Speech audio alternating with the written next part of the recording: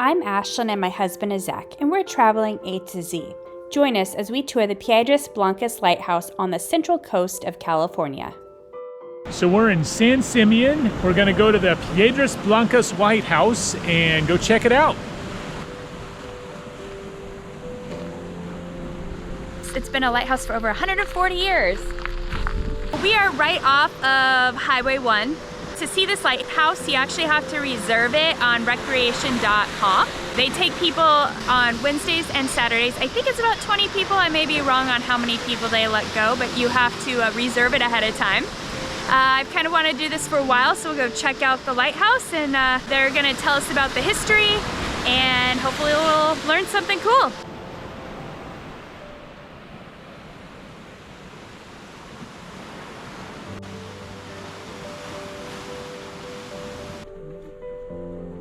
We are gonna go on a lighthouse tour. So we just met at this abandoned hotel, and it has a nice little path with cliff views. We met the group there, and now we're going 1.5 miles south to the lighthouse, and it's a lock gate. So we're basically caravanning there. The guy will let us in, and then we do a guided tour to kind of go explore the area of the lighthouse. A lot of the buildings have been redone. It's supposed to be pretty nice, so we'll see. We're heading there. At least we don't have to hike there. I was thinking we may have to hike there. You don't, you just caravan there.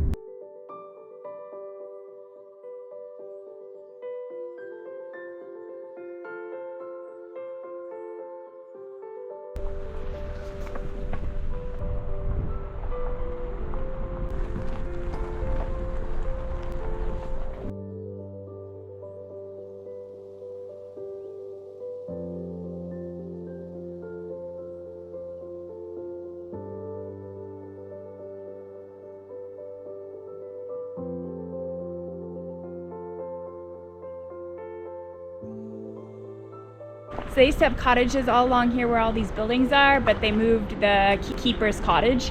And I think it's actually in Cambria now, so you could stay in it if you want to rent it. So kind of a fun little place. It's in like a community though.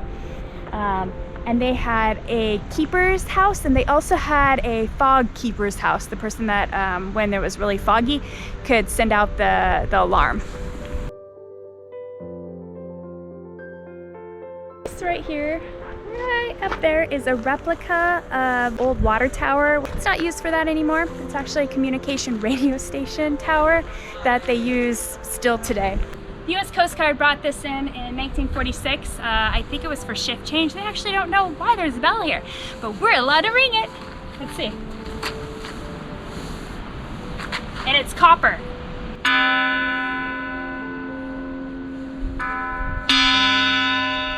It's loud. That's pretty cool. So we're gonna go in the lighthouse. It was built in 1874, and the keepers started working in 1875.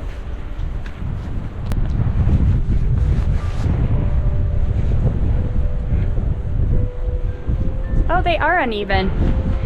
So when they built this, they didn't care if the steps were even, and this side is a lot taller than this side. And the steps are a little uneven.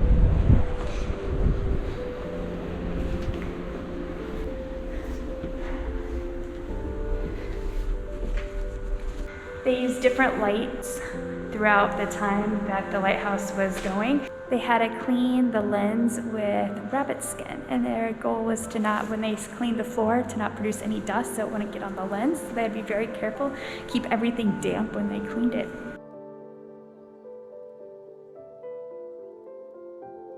They had to take down the lighthouse. You could see how it's pretty flat topped. So the lighthouse is built out of brick. They used to have a taller part of it, and they actually had to take the lighthouse down, so of what it is now, because of the earthquakes, and that helped with stability. So it used to be 100 feet tall when they had the extra part of the lighthouse on there. Now it's only 70 feet tall after they took that part down.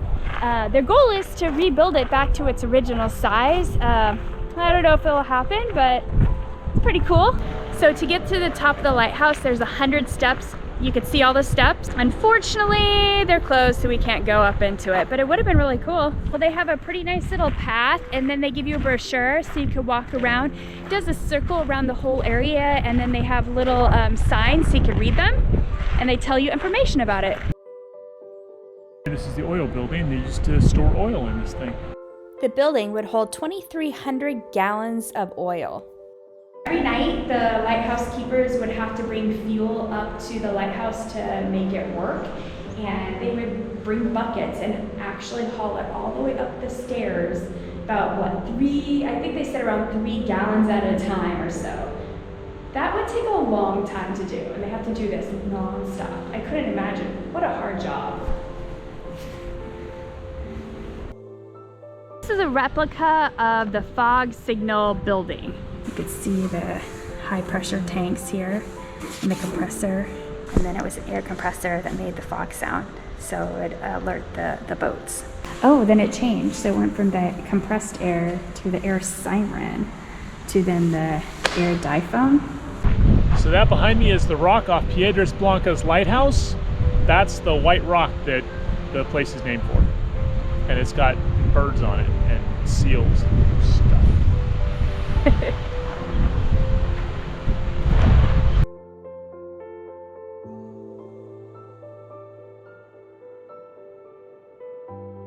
So they have a pretty nice maintained trail. It's actually really nice, and it goes right along the coast and the bluff. Really flat except for going up to the little section of the lighthouse.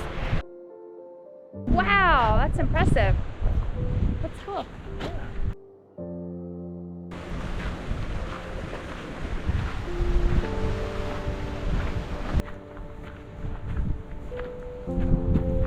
At one point, the Navy came in. They were going to hopefully make this a major stop, but instead Vandenberg happened, which is the Air Force, so this kind of got abandoned.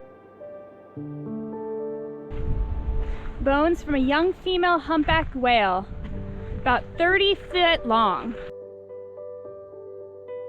So we are right here.